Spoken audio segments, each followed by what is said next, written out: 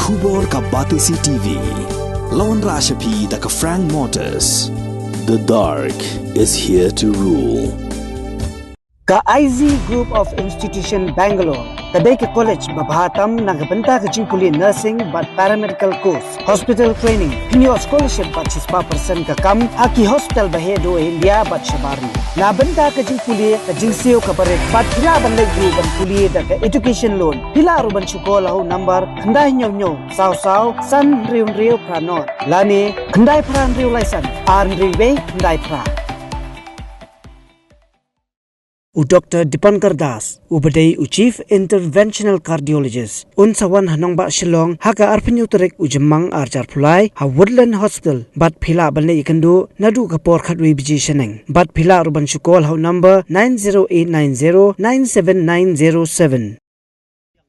Shwa baka Sorkar Jilla, Kantay ka District Jail, Kaba Thymmai, Ha New Shillong Township, Usambut Menteri Rang Baka Jilla, Uba Sngau Bahalang Dhar, Upay Ekatanat Home Jail, Haka Khat Praterik Jumang Arhajar Pulai, Ulahir Jurip Eka Shillong District Jail, Kabadan Ha Jail Road Shillong, Kanang Bansu Thu Hadu Kat No Kajing Kapnya Chongkani Ka Along, Kabala Rim Tam Hakani Ka Jilla Meghalaya. Hadian Kani Ba Sngau Bahalang, Ulalej Ban Jurip, Saya Ka Building Kabarang Ya Chat Kajing Shna, Jong Ka Meghalaya Transport Corporation, Kabadan Ha Khandailat, Ringkat Kajing Senran Lang Jong MLA Ka Juai, Uba Wailat Miki Shilla, Ubalong Chairman Jangka Meghalaya Transport Corporation Lembat ki officer.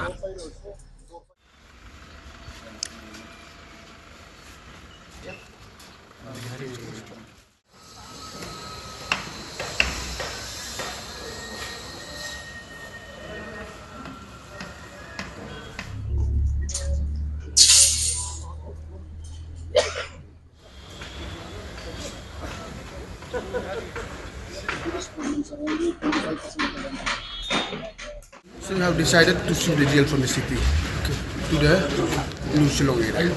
That is priority. So before I finalize, so I feel it's appropriate for me to visit, and I visit today. Decision has been taken.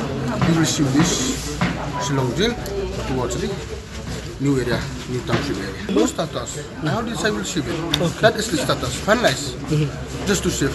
It will take time. First decision has been taken. And number 2, we will construct the new jail. When the new jail construction is over, we will shift everything there. And the urban will take over the land. Urban will give jail land, and jail will take over it from the urban. That is the reason. And it's high time for us to shift all these things to outskirts city. It look good, slow. Let the city remain peaceful. Let the city remain good, nice and clean. That's I want as a minister of urban affairs. Piwan Jurip kena cakap juga di sini. It's a normal visit as a transport minister.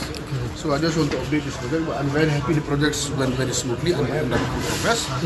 And I will try to make sure. That within 2 years this building should be handed over. 10 acres and 1,000 capacity. And the only 120.